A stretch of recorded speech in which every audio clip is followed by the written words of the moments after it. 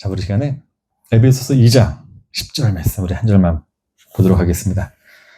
우리는 그가 만드신 바라 그리스도 예수 안에서 선한 일을 위하여 지으심을 받은 자니 이 일은 하나님이 전에 예비하사 우리로 그 가운데서 행하게 하려 하십니다. 네. 오늘은 17강이고 제목은 절대로 나를 이길 수 없는 나에게 라는 제목으로 우리가 말씀을 살펴보려고 합니다.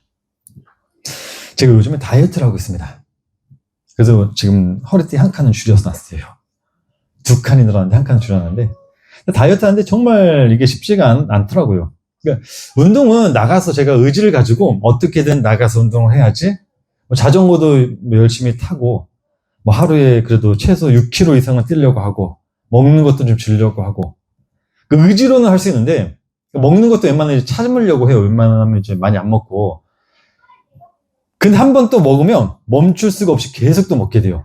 그러니까 다이어트라는 게 정말 힘들어요. 아무리 근데 결심을 하고 해도 또 깨지기도 하고 막 그러는데 그때마다 제가 다이어트를 한 지금 한 달 정도 되는데 그때마다 느끼는 게 뭐냐면 야 나는 절대로 나를 이길 수 없구나라는 거 많이 느껴요.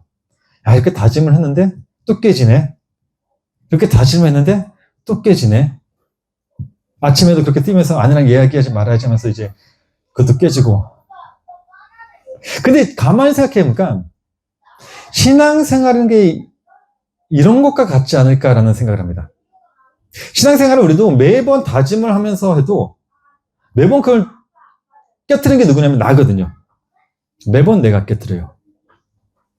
그래서 제가 예전에도 한번 설명드린 적 있지만 신앙생활은 나를 바라보면서 하지 말고 하나님만 바라보면서 해야 된다라고 말씀했어요.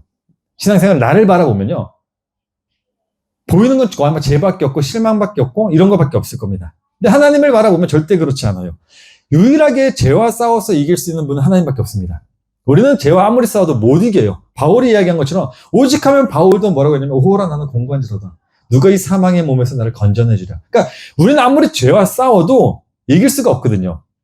유일하게 죄와 싸워서 이기신 분이 하나님이시다 보니까 우리는 하나님이 이기신 그 승리로 살아가는 거죠. 요한일서 5장 4절 말씀 보니까 그래서 요한이 이런 얘기를 합니다. 무릇 하나님께로부터 난 자마다 세상을 이기느니라. 세상을 이기는 승리는 이것이니 뭐다? 우리의 믿음이라고요. 우리는 하나님이 이기신 그 승리로 우리에게 주신 그 믿음으로 사는 거예요. 그 믿음이 어떤 거죠? 바울이 로마서에서 그 믿음을 어떻게 설명했나요? 로마서 1장 17절 말씀 보니까 복음에는 하나님의 의가 나타나서 믿음으로 믿음에 이르게 하니 내가 하는 게 아니죠. 믿음이 기록된 바 오직 의는 믿음으로 말미암아 살리라 함과 같으니라. 하나님이 이기신 그 승리, 나에게 주신 그 믿음, 그 믿음으로 우리는 신앙생활하는 거예요. 나를 바라보면서 하는 거라. 나는 늘 가다가 걸려서 넘어지고 실패하고 좌절을 느끼지만은 나에게는 믿음은요. 그렇게 실패한 나, 무너져 있던 나, 넘어진 나를 늘 어떻게 하냐면 세워주죠. 이렇게 세워서 또 달려가게 만들어요. 그래서 신앙생활은 내가 하는 게 아니라 누가 하는 거죠? 끌려간다고 하는 거죠. 신앙생활은 내가 한다라고 하지 않아요. 신앙생활 하고 있습니까? 라고 물을 때 우리는 네 하고 있어 이게 아니라 우리는 끌려가고 있어요. 믿음에 의해 끌려가고 있어요. 하나님에 의해 끌려가고 있어요. 이걸 알면 신앙생활이라는 건 참 재밌어요. 고통스럽지가 않아요. 굉장히 재밌습니다. 물론 끌려가는 그 순간에는 아프고 힘들고 괴롭죠. 되게 힘들어요. 이 끌려간다는 게 나는 넘어지고 쓰러지고 정말 괴로워 죽겠는데도 끌려간다는 게 그 순간에는 굉장히 아프고 힘들고 괴롭다고요. 근데 그 속에 이걸 알면 이 끌려간다는 걸 알면 그 속에 뭐가 있냐면 기대감이라는 게 자리 잡고 있거든요. 하나님이 나를 어떻게 끌고 가실지 어떤 모양으로 나를 만들어 놓으실지 이런 기대감이 있다 보니까 끌려가도 괴롭고 힘들고 아프지만은 뭐가 있냐면 그 속에 희망이 있고 기대가 있고 행복이라는 게 있어요. 근데 이걸 모르고 신앙생활 하면요. 그 삶은 지옥이 되고 말아요. 왜 그렇죠? 내 힘으로 그걸 이기려고 하기 때문에. 끌려가는 걸 모르면 그 괴로움 속에서, 그 고통 속에서 그 끌려감이라는 걸 모르면요. 우리들은 우리들의 힘으로 그 상을 벗어나려고 한다니까요. 성도님들, 정말 괴로울 때, 힘들 때 아마 열심히 기도해 보셨을 거예요. 찬양도 많이 해 보시고 뭐 그러신 적이 있으실 거라고 생각을 합니다. 저도 그랬었기 때문에. 근데 그때 어떠셨나요? 그 괴로움 속에서 찬양하고 말씀 읽고 이런 게 이런 걸 하면 뭔가 행복이 있었습니까? 제가 느꼈을 때는 오히려 더 괴로웠었어요. 해도 괴롭고 뭐가 풀려지지가 않아요. 괴로운데 아무리 기도를 해도 이 상황이 해결이 안 되고 찬양을 하고 매일 말씀을 읽는데도 해결이 안 되다 보니까 더 괴로운 거예요. 물론 우리들이 이걸 이기기 위해서 이런 성경도 읽고 찬양도 하고 기도도 하는 건 좋아요. 근데 문제는 뭐냐면 그걸 안 하던 우리들이 갑자기 그걸 한다는 거잖아요. 평소엔 안 하다가 내가 괴롭거나 힘들면 갑자기 그걸 해요. 왜 하죠? 왜? 결국 나 때문에 하지 않나요? 나 때문에? 내가 괴로우니까. 평상시에는 괴로움이란 게 없어요. 힘듦이 없어요. 그러니까 안 해요. 기도도 안 하고 찬양도 안 하고 뭐 아무것도 안 하다가 갑자기 나에게 괴롭거나 힘든 일이 있으면 우리를 뭐 하냐면 갑자기 안 하던 행동을 해요. 안 하던 찬양을 듣고 안 하던 기도를 하고 안 하던 말씀을 읽고 왜? 그걸 통해 가지고 내가 이 상을 좀 벗어나고 싶으니까. 그게 뭐라고요? 신앙생활은 아니라 그건 종교생활이라고. 종교생활. 신앙생활은 하나님에 의해서 끌려가는 건데 이 종교생활 하는 사람들은 뭐 하냐면 그 나라는 존재의 그 괴로움과 그 아픔이 힘들다 보니까 안 하던 것을 하면서 이걸 좀 벗어나려고 노력한다고요. 이건 종교생활이에요. 성도님들, 기도하는 거, 뭐 찬양하는 거, 뭐 말씀 읽는 거 이런 것들은요. 우리가 하나님의 백성이라면 그냥 평상시에도 당연히 해야 되는 거예요. 평상시 당연히 이게 하나님의 백성이라면 내가 기도하고 말씀 읽고 찬양하고 이런 건 당연한 삶인 거예요, 이거는. 근데 우리는 그걸 뭐냐면 하나의 도구로 삼아버린다고요. 다 마땅하게 우리가 해야 되는 것을 우리들은 내 상황이 조금이라도 궁핍해지거나 힘들어지면 그걸 하나 도구로 삼아가지고 이용을 해버린다고요. 근데 이거는 하나님이 주어진 행복한 삶들은요, 그런 도구로 만들기 위해서 우리가 잡는 게 아니라 그냥 하나님의 백성 평상시에 당연히 해버려요. 근데 이걸 모르면 우리는 그것까지도 그 당연한 삶까지도 하나의 도구로 만들어버리고 하나의 루틴으로 만들어버려가지고 앞으로 나에게 어떤 힘 있는 일이 닥치거나 어떤 문제가 생기면 그 도구를 또 끄집어 와가지고 삼아버리죠. 루틴이 되어버리니까. 내가 힘들 때 뭐 하면 된다? 나는 기도하면 된다. 말씀 읽으면 된다. 찬양하면 된다. 루틴으로 만들어버린다고요. 그러다가 그 속에 또 뭐를 져요? 죄라는 걸 져요. 제가 저번 주에 집에 갔을 때 사장님 귀는 당나귀 귀라는 프로그램을 봤었습니다. 거기 이영표 씨가 나오더라고요. 매일 삶에 루틴이란 게 있대요. 아침 5시인가 10시 일어나가지고 뛰고 이런 루틴들이 쫙 있대요.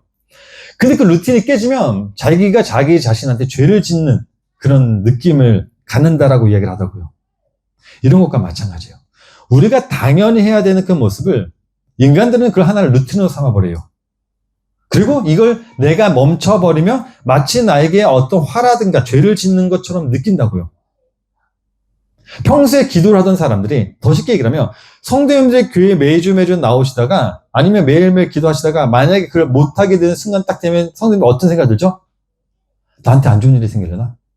주일 예배를 한번 빠지면 나한테 안 좋은 일이 생기려나? 기도를 매일매일 하는데 하루라도 빠지면 나한테 좀 안 좋은 일이 생기지 않을까? 말씀을 매일매일 묵상하다가도 안 하면 나에게 좀 좋지 않은 일이 생기지 않을까? 당연한 삶을 루틴으로 삼아버리니까 그 속에서 우리는 뭐를 자꾸 챙기냐면 내가 이걸 하면 좋고 안 하면 안 되지 않을까? 이런 선악 구조로 만들고 또 선과 죄의 개념을 가지고 온다고요. 그렇지 않나요? 전 보통 그런데. 그래서 제가 요즘 고민이 많아요. 제가. 왜 고민이 많냐면 지금 매일매일 기도를 해요. 아침에 일어나서도 하고 공부하기 전에 기도를 하는데 저 역시 마찬가지요. 기도를 안 하는 때가 있어요. 가끔. 까먹고. 그러면 저도 어떤 생각이 들냐면 내가 죄를 지었네. 기도하다가 한 번 안 하면 하루 안 하면 죄를 지었네. 이틀 안 하면 나 계속 죄 짓는 것 같아. 또 계속 하자니 때로는 힘들어요. 매일매일 기도하는 게 힘들어요. 정말 힘들어요. 매일매일 챙겨나가는 게. 그래서 고민이 많아요. 야, 이거 계속 해야 되나? 뭐를 멈춰야 되나? 어떻게 해야 되나? 고민이 많아요. 이러지도 못하고 저러지도 못하겠어요. 계속 하자니 힘들고. 또 잠깐 안 하면 또 뭔가 죄를 짓는 것 같고.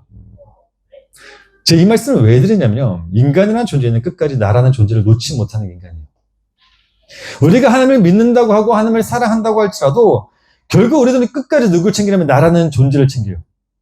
이거 안 하면 나한테 내가 벌 받겠지. 이걸 하면 죄인이 되겠지? 이거 하면 하나님 좀 더 기뻐하시겠지? 이걸 하면 하나님 좀 더 행복하지 않으실까?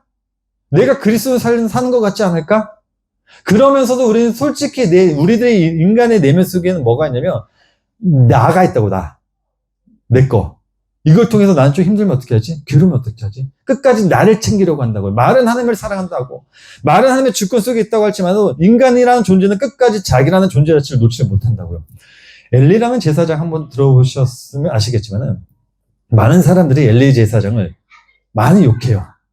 엘리 제사장에 대해서 많이 욕합니다. 엘리 제사장이 누구죠?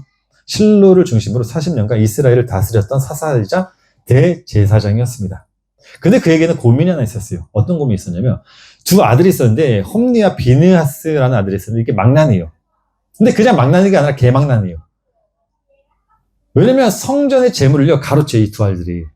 여기까지는 괜찮은데 성막 문 앞에서 봉사하는 여인들을 또 동침하기도 해요. 진짜 개망나니죠. 지금으로 말하면 목사님, 그러니까 거룩한 큰 교회 목사님 아들이 교회에서 헌금을 하는데 헌금을 중간에 가로채기도 하고 교회 여인들과 잠자리를 갖고 이런 아들들인 거예요. 근데 엘리 제사장이 이들을 막질 않아요.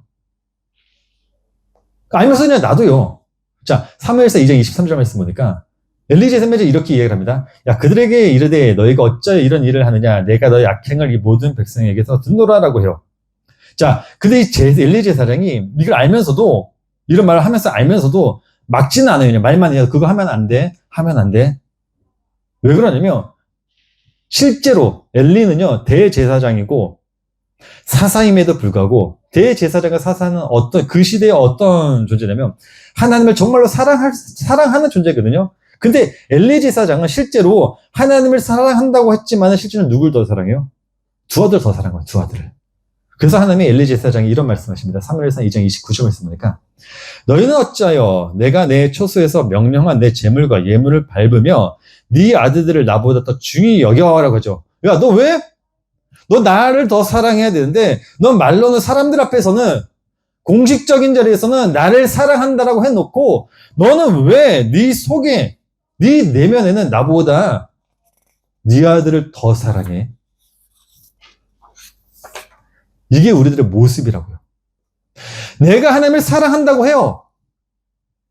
그렇지만 실제로 내 삶으로 돌아오면 누구를 더 사랑하고 있죠? 나를 더 사랑하고 있다고요. 나를 너무나도 많이 사랑한다고요. 근데 문제는 이걸 알면서도 뭐예요? 우리는 안 달라져요. 아무리 이걸 외치고 내가 들어도 인간이란 존재는요 알아. 본인이 알아요. 내가 하나님을 사랑한다고 하지만은 내가 나를 더 사랑하고 있다는 걸 아는데 바뀌지가 않아요. 달라지지가 않는다는 거죠. 알면서도. 사무엘상 3장 18절에 보게 되면요. 어린 사무엘이 하나님으로부터 엘리 가문의 심판에 대한 말씀을 딱 들어요. 그래서 엘리가 어린 사무엘에게 묻죠. 야, 하나님이 너에게 뭐라고 말했는지 좀 나에게 알려줘. 그래서 어린 사무엘이 이야기를 해요. 자, 사무엘상 3장 18절 말씀 보니까 사무엘이 그것을 그에게 자세히 말하고 조금도 숨기지 아니하니 그가 이르되 이는 여호와시니 선하신 대로 하실 것이니라 아니라. 여기서 선하신 대로 하실 거라는 말씀은 심판을 말하는 겁니다. 하나님이 당신의 가족을 심판하실 것입니다. 이 말을 들은 엘리의 반응이 어떻습니까? 들어서 충격을 받아야 돼요. 야, 이제 두 아들을 말려야지.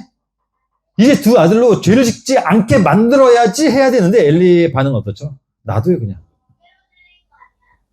그냥 놔둬요. 왜? 그 말을 들어도 자기를 너무나도 더 사랑한 거예요. 그래서 결국 우리가 알다시피 엘리 가문은 멸망을 하게 됩니다. 이걸 들은 성도님들께서는 어떠실 것 같습니까? 그럼 나는 변해야지 라고 하시겠습니까? 똑같다니까요. 그 엘리 제사장을 바라봐서 우리는 욕을 하지만 그 엘리의 모습이 누구라고요? 나라고요, 나. 끝까지 내 존재를 챙기고 있는 나. 그래서 우리들이 나를 바라보면요. 신앙생활을 못해요. 나를 바라보며. 희망과 절망밖에 없다고요. 아무리 우리가 다짐을 하고 아무리 내가 굳건하게 내 마음을 우겨 쌓고 막 졸라매도 결국에는 우리들은 그걸 못 지킨다고요. 근데 하나님이 그걸 모르겠습니까? 인간이라는 존재 자체가, 나라는 존재가 그렇다는 것을 하나님이 모르시겠냐고요. 나를 만드시고 나의 머리카락까지 세신다고 하신 그 하나님이 그런 나의 존재, 나의 속성, 인간의 그 본질적인 죄성을 모르시겠냐고요.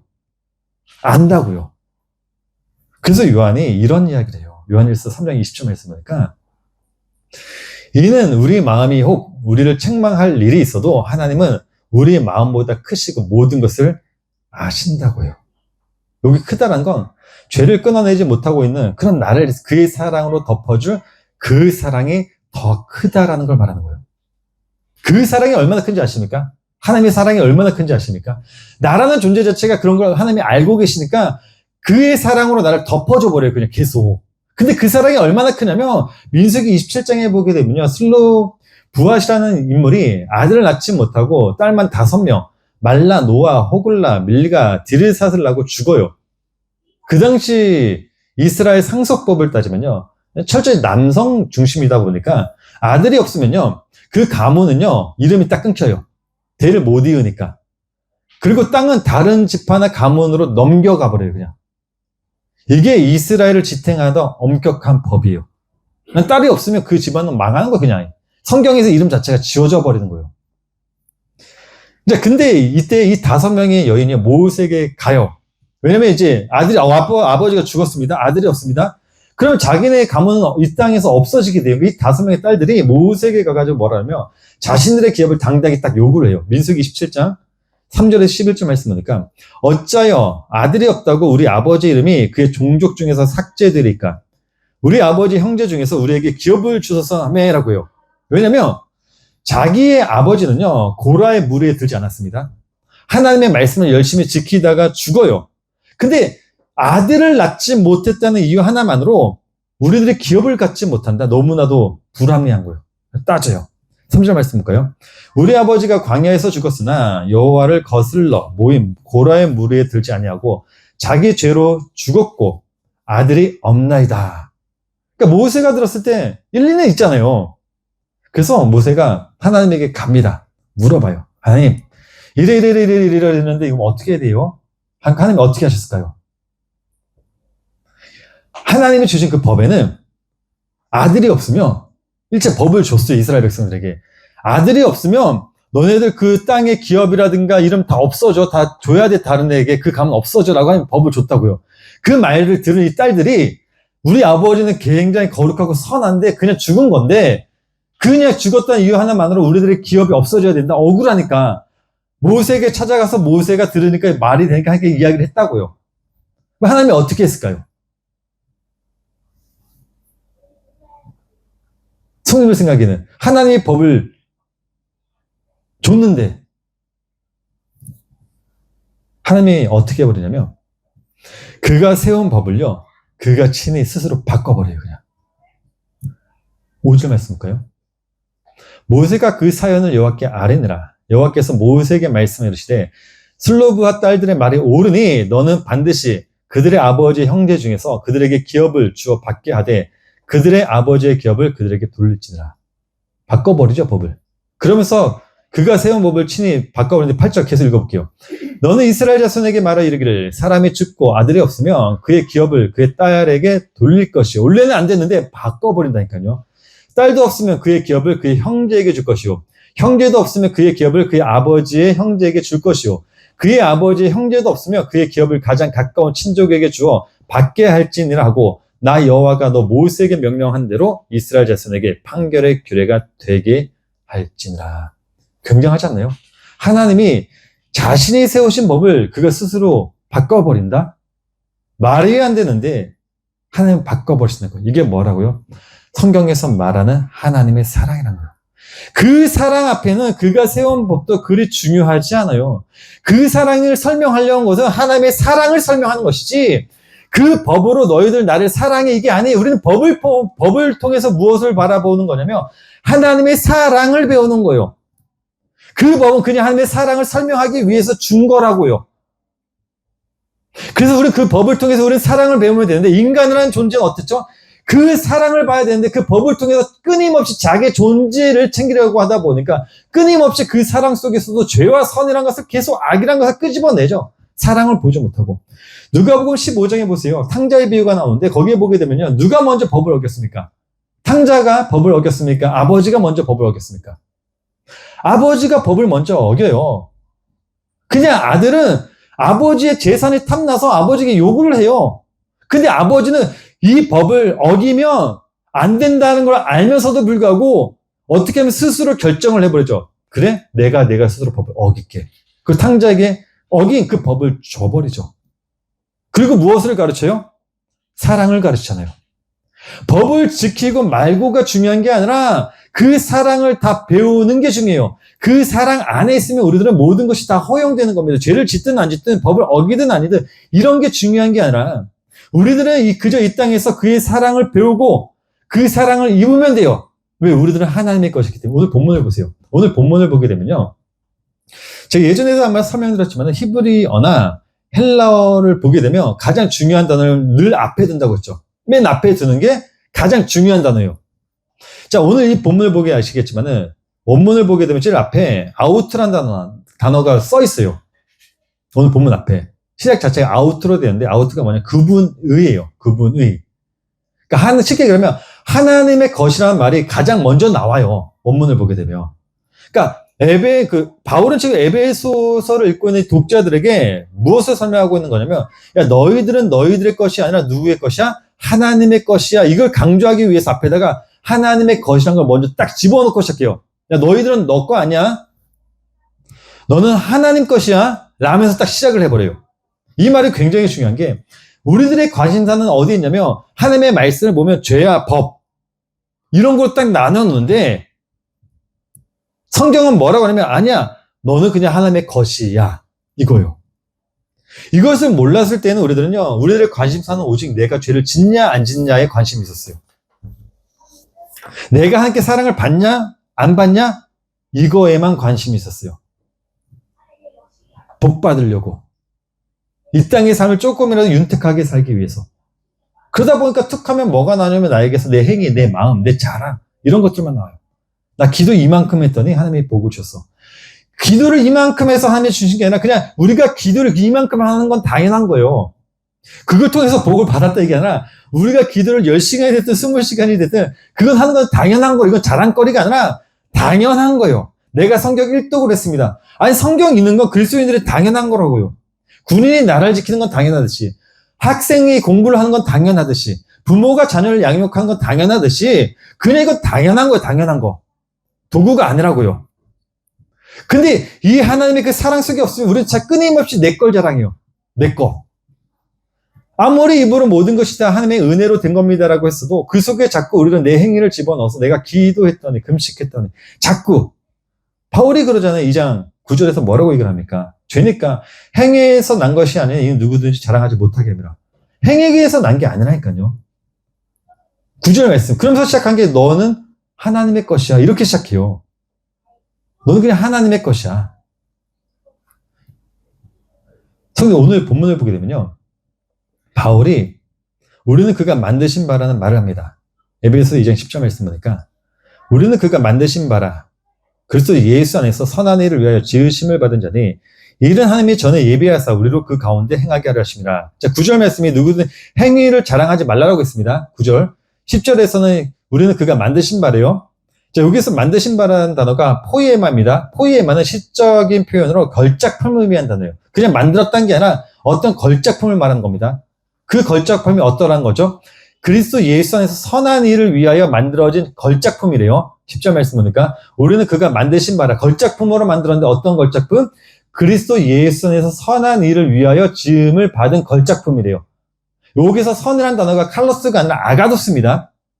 아가도스가 어떤 단어라고 했죠? 칼로스는 보이는 선, 아가도스는 보이지 않는 선, 보이지 않는 선. 자, 그럼 이런 겁니다. 우리들은 예수 그리스도 안에서 보이지 않는 선을 행하기 위해서 하나님이 만든 걸작품이래요. 근데 그 앞에 왜냐하면과 아우트가 있어요. 그러니까 원문으로 기반해서 다시 제가 의역을 해드리면 이렇게 되는 겁니다. 너희들은 하나님의 것이야. 왜냐하면 너희들은 그리스도 예수 안에서 어떤 선한 일을 행하기 위해 지음을 받은 걸작품들이기 때문이야. 이런 거예요. 앞에는 뭐가 있다고요? 행위 자랑하지 마. 자, 그러니까 근데 이게 지금 우리들의 현재 모습이란 말이에요. 예수 그리스도 안에서, 그러니까 우리는 하나님의 것으로 예수 그리스도 안에서 어떤 선한 일을 위해서 만든 걸작품. 근데 이게 우리들의 지금 현재 모습이다 보니까 이 걸작품이라는 포이에마 앞에 우리라는 SM이라는 현재 시제를 딱 붙여놔요. 그래서 우리들이 구원의 참 의미를 알게 되면, 잘 보세요. 내가 이제부터 어떻게 살아야 되는지, 말씀을 지켜야 되는지, 안 지키게 되는지, 안 지켜야 되는지, 죄를 지어야 되는지, 죄를 짓지 않아야 되는지, 이게 중요해지는 게 아니라, 이제는 내가 어떻게 하나님이 만들어 놓으신 그 걸작품으로 살게 되는지가 중요해지는 거예요. 지금. 무엇보다도 오늘 10절 말씀 다시 보니까 이게 하나님의 창세 전부터 준비하신 거래요. 이 일은 하나님의 전에 예비하사 우리로 그 가운데 생각하게 하려 하심이니라. 그러니까 하나님이 인간을 만드실 때 처음부터 이 모습을 위해서 하나님이 인간을 만들었대요. 자, 그러다 보니까 우리들이 구원의 참 의미를 몰랐을 때는 내 관심사는 오직 내가 죄를 짓냐 마냐, 법을 지키냐 마냐, 여기 있었는데 우리들의 하나님의 은혜로 이제 구원의 의미를 딱 알게 되니까 우리들의 관심사가 어떻게 바뀌는 거냐면 하나님이 나를 어떻게 사용하는지, 그 속에서 내가 어떻게 사용되고 있는지가 더 중요해지더라는 거예요. 왜? 여기서 말하는 예수 그리스도 안에서 선한 일이라는 걸 우리가 알아야 모릅니까? 모르죠. 그래서 바울이 아가도스라는 설명했잖아요. 그 선이라는 걸 우리가 안다면 바울은 그 앞에 칼로스라는 단어를 사용했을 거예요. 야, 이 선이라는 모습이 이거야. 이게 선의 모습이니까 너 이렇게 살아야 돼 라고 했을 텐데, 바울은 그 선의 개념을 모르니까 아가도스라는 단어를 딱 사용해가지고 그 선은 누가 하는 거죠? 하나님이 하시는 거니까. 그 선은 우리가 모르지만은 그 선을 위해서 우리는 지어진 걸작품이야. 너희들은 하나님의 것이야. 그러니까 하나님이 나를 이렇게 사용하든 저렇게 사용하든 하나님의 마음이에요. 바울이 그러죠. 질그릇이 어떻게 그 질그릇을 만든 사람에게 뭐라고 항변할 수 있겠느냐라고 얘기를 하잖아요. 우리는 그냥 질그릇일 뿐인 거예요. 그냥 하나님이 나를 이렇게 사용하면 그렇게 그 걸작품으로 사용되는 거고. 그러니까 이 우리라는 그릇은요, 뭐 말씀을 지켜야지 지키지 말아야지, 지키는 것으로 선이 되고 지키지 않는 것으로 악이 되고 이런 개념이 아니라 하나님이 쓰시고자 하시는 그 모양 그대로 사용되는 게 중요해요. 그러니까 이 구원이란 개념을 우리가 알게 되면, 그 은혜의 개념을 알게 되면 우리들은 이 땅에서 내가 죄를 짓냐 못 짓냐에 관심이 가게 되는 것이 아니라 하나님이 나를 어떻게 사용하고 있는지가 더 중요해지더라는 거예요. 이렇게 얘기를 하면 또 말씀 안 지키고 뭐 이런 분들이 계신데 지금 그 얘기 아니에요, 지금. 선생님들 잡으세요. 창세기를 보게 되면요, 하갈이라는 여인이 나옵니다. 하갈이 누구죠? 아브라함의 몸종. 근데 하갈이 아들을 딱 낳아요. 이스마엘을 낳습니다. 그러자 본처인 사라에게 미움을 받고 쫓겨나요. 그래서 하갈이 사라에게 쫓겨나 그 아들 이스마엘과 브엘세바 광야로 딱 갑니다. 그냥 광야니까 얼마나 가면서 힘들었겠습니까? 덥고 힘들고 춥겠죠. 그래서 하갈이 어떻게 하냐면 아이가 차마 이제 죽는 것을 보지 못하니까 아이를 덤불 아래에 이렇게 딱 두고 조금 화살 한 바탕가 한 두 걸음 되겠죠. 한두 걸음 떨어져서 주저앉아 버려요. 창세기 21장 15절 말씀 볼게요. 가죽 부대에 물이 떨어지니까 그 자식을 관목 덤불 아래에 두고 이르되 우리 아이가 죽는 것을 차마 보지 못하겠다고 화살 한바탕 거리 떨어져 마주 앉아 바라보며 소리내어 우니. 근데 그때 누가 찾아오죠? 하나님이 딱 찾아오십니다. 그러면서 그의 눈을 딱 열어줘요. 자, 그러자 하갈의 눈에 딱 들어온 게 뭐죠? 보이지 않는 셈이 딱 보여요. 19절 말씀이니까 하나님이 하갈의 눈을 밝히셨으므로 샘물을 보고 가서 가죽 부대에 물을 채우다가 그 아이에게 마시게 하였더니, 자 보세요. 샘물은 갑자기 생겨난 게 아니에요. 하나님이 야, 너 왜 울고 있어? 목말라? 내 물 줄게. 야, 샘물아 생겨라 해서 샘물 딱 생긴 게 아니라 하갈은 자기 환경만 봤어요. 그러니까 샘물은 원래 옆에 있었는데 샘물을 보지 못한 거예요. 자기 상황만 보고 힘들고 괴로워 죽겠으니까 그냥 울고 있어요. 옆에 샘물이 있는데, 샘물은 원래 있었는데 보지 못하고 계속해서 그냥 울고 있는 거예요. 그냥 그러자 하나님이 어떻게 하죠? 하갈이 보지 못했던 샘물을 보게 만들어줘요. 이게 우리들의 모습이라고요. 우리들이 말로는 내가 하나님을 사랑하고 하나님과 동행한다고 하지만 실제로는 우리들은 뭐만 바라보고 있냐면 내 환경, 내 처지만 바라보고 있다고요. 내 옆에 놓여진 하나님의 말씀이 있는데 그 은혜가 있는데 우리는 그걸 못 봐요. 보지 않는다고요. 보려고도 안 한다고요. 그러다 보니까 우리는 뭐죠? 늘 하나님에게만 옆에 샘물이 있어서 그냥 들고 마시면 되는데 있는데도 보지 않고 계속 하나님에게 그냥 울고불고만 하고 있어요. 저 좀 살려달라고. 그때 하나님이 뭐를 해주는 거죠? 나의 눈을 열어서 옆에 있는 그 말씀을 보이지 않았던 그 말씀을 보게 해주는 거예요. 이게 하나님이 전에 예비하셨다는 은혜라는 겁니다. 선생님 오늘 본문의 예배에서 이제 10절 하반절 한번 보세요. 거기에 보게 되면요. 우리로 그 가운데서 행하게 하려 하심이라는 구절이 있습니다. 이 일은 하나님이 전에 예비하사 우리로 그 가운데서 행하게 하려 하심이라. 여기서 행하게 하려 하심이라는 헬라어가 페리파테오라는 단어인데 이 단어가 뭐냐면 그냥 걷는다는 단어가 아니라 그냥 단순히 걷는다 이런 단어가 아니라 일상의 삶을 살아간다는 뜻이에요. 여기 행하게 하려 하심이라는 게 그냥 걷다 이게 아니라 나의 일상의 삶을 이야기하는 단어라고요. 그렇다면 하나님이 우리를 통해 보이지 않는 선을 행하게 한다는 그 선이라는 게 뭐라는 거죠? 우리들이 지금 이 상황 내가 살고 있는 이 삶 있죠? 이 삶 속에서 내 환경, 처지 뭐 이런 것만 바라보면서 하나님의 말씀을 보지 못하고 있는데 하나님이 그걸 딱 보여주면 그게 뭐라는 거죠? 보이지 않는 선이라는 거예요. 그게. 그러니까 하나님이 만드신 걸작품들은 보이지 않는 선을 행하게 하려 한다는 게 뭐냐면 어떠한 내가 율법을 지키고 말씀을 안 지키고 이 개념이 아니라 내가 보지 못했던 그 말씀을 보게 하는 게 보이지 않는 선이고 그게 하나님이 만들어 놓으신 걸작품이라는 거예요. 그래서 제가 성도님들 늘 말씀드리는 게 뭐냐면 말씀 읽으라고 말씀해요. 왜 옆에 말씀 있는데 안 읽으세요? 말씀 읽는 게 힘들어요. 저도 읽지만 힘들어요. 힘든데 옆에 말씀이 있잖아요. 늘 내 삶 속에 말씀 있지 않나요? 읽으시면 돼요. 근데 뭐죠? 우리가 보지 않는 거죠. 있는데도 안 봐요. 그리고 내 환경만 바라보고 뭐 하죠? 하나님에게 늘 구해요. 그냥. 다른 걸 구하고 있다고요.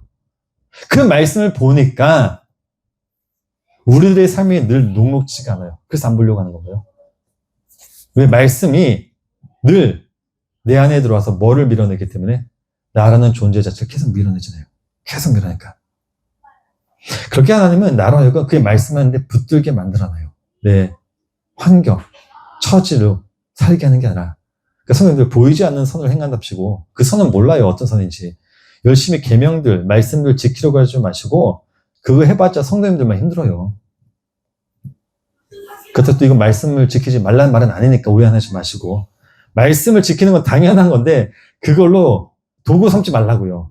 그걸로 어떤 선을 이루려고 하지 마시고 열심히 이 일상 속에서 무너지고 부서지면서 열심히 하나님의 은혜를 구하면서 하나님이 보여주신 그 말씀으로 우리가 살자고요. 세상 사람들 눈에는 그게 미련해 보이고 부족해 보이고 모자라 보이고 어리석게 보일지 모르지만은 그 모습이 하나님이 보시기에는 가장 아름다운 멋진 걸작품이란 것을 성도님들은 아셨으면 좋겠습니다. 그렇게 하나님께로부터 만들어진 걸작품들은 오직 이 땅에서 무엇으로만 산다고요? 하나님의 말씀 믿음으로만 산다고요. 잠시 기도하도록 하겠습니다. 하나님.